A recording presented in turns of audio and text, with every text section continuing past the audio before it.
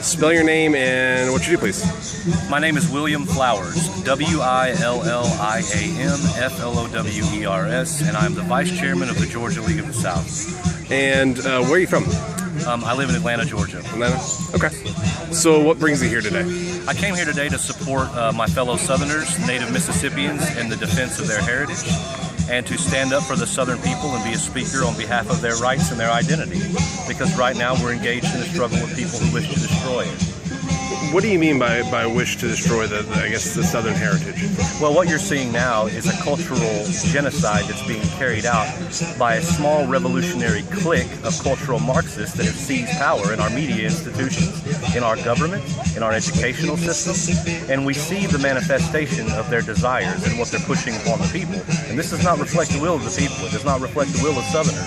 And that's why I came here today to stand up and be a voice for the Southern people and a speaker for their rights, because they don't have effective speakers that are doing that right now, other than in the League of the South. And you think that that's what this flag debate comes down to, is that it's a genocide of the Southern culture? Absolutely. I think it's an attempt to eradicate the Southern culture and to completely detach the future generations from the symbols and the heritage of their forefathers. I think that that's the ultimate goal, is they wish to eventually have Southerners at a point where all of their heritage, all of their symbols, all of their stories, all of their monuments are relegated to some dark corner of some dusty museum where they will rarely be viewed by the public, when these symbols should be visible to the children and the great-grandchildren of the men who fought these battles in the past for our people. So let me go ahead and ask you. I mean, how do you prevent that? I mean, if I gather from your you fight. That's how you prevent it. You stand up and you fight. You stand up for your people when they need a voice, and you come out and you be courageous, you be honorable, you be noble, and you be virtuous. And you do not run and tuck tail when someone calls you a racist or a bigot or a hater. These words should run completely off of your back. You know, it's not about a hatred. It's about a love for our people. We love our own people. We love our own culture. You know, we want our progeny to enjoy the same Southland that we enjoyed and our fathers enjoyed and their fathers before them after that. This is not about slavery or any historical issues. This is about a living, breathing, flesh and blood, kith and kin nation, blood and soil. This land is ours. It belongs to the Southerners. You know, by our birthright, our forefathers conquered this land, and it belongs to the people of the South. And that will not change. Although it may if we don't fight. And that's why I'm here. I want to motivate the people to stand up and to secede once again. So you're actually advocating for a Southern secession, a second Southern secession? Absolutely. And unapologetically. We feel that the people in Washington no longer represent our interests. We feel that many of our own legislators in our own state capitals no longer represent or reflect the will of the people.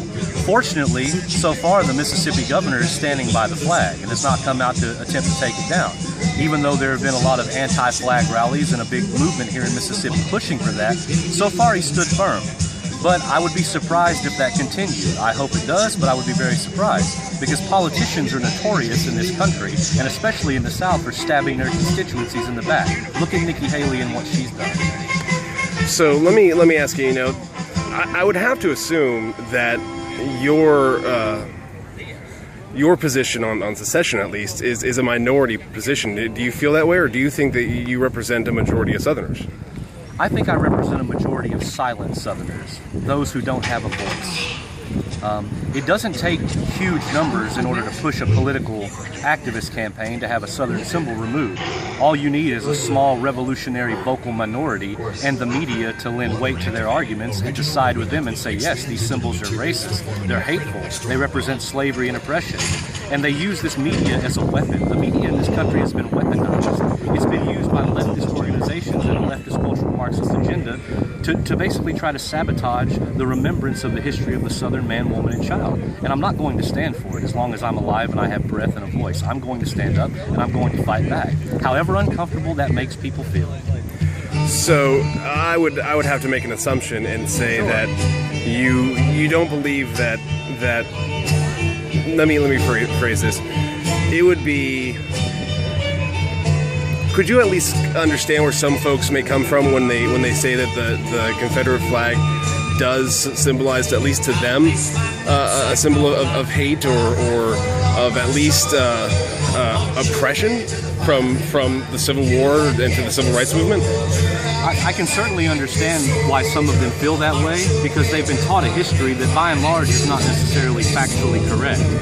They've been the tools and apparatuses of an agenda that is contrived to teach them these things and to teach them to hate Southern people and to hate Southern culture and to view Southern culture as the enemy and to view Southern people as the enemy. But this is not the case. This is not accurate. You know, people live relatively well in the Southland, and we all get along relatively fine. We do not see widespread racism and hatred. Now, there are a few isolated incidences where the media will pounce on and try to inflate this as if it's a problem every single where you turn in the South. And that is not an accurate representation of the Southland in which I was raised and where I grew up. So where do you think this debate should go from here? And do you think that, you know, this debate is going to fizzle out, if you will, or do you think this is going to continue for the next a little while, at least? I certainly hope that it does continue, and I'm going to do everything within my power to make sure that it does. We would like a political solution to this problem. The organization that I represent, the League of the South, we are not a political party. We are a political movement. Our goal is to build a mass movement and to reach out and grab the hearts and minds of our fellow Southerners and to pull them in with us into our cause to fight for themselves and to eventually assert their political will. And we can only do this if we stick together, if we unify, if we drop all of the qualms that separate us and we come together as a single united struggle and force against our enemies. Then we can stop this nonsense. And don't take this question the wrong way, because I really am trying to understand where you're coming from. Sure. You know, it would seem that, you know, if you're arguing for secession, some people would consider that treasonous, just like, you know, they considered a lot of folks in the South treasonous during the Civil War. I mean, is that something that you thought of, or do you think that's a mischaracterization? Rebellion against tyranny, especially when that tyranny is emanating from a government that no longer represents the people, is not only a right here, but it is a duty. We have an obligation to our people, not our government. At least, that's the Southern nationalist view. Southern nationalism is about the Southern people, their survival, independence, and well-being.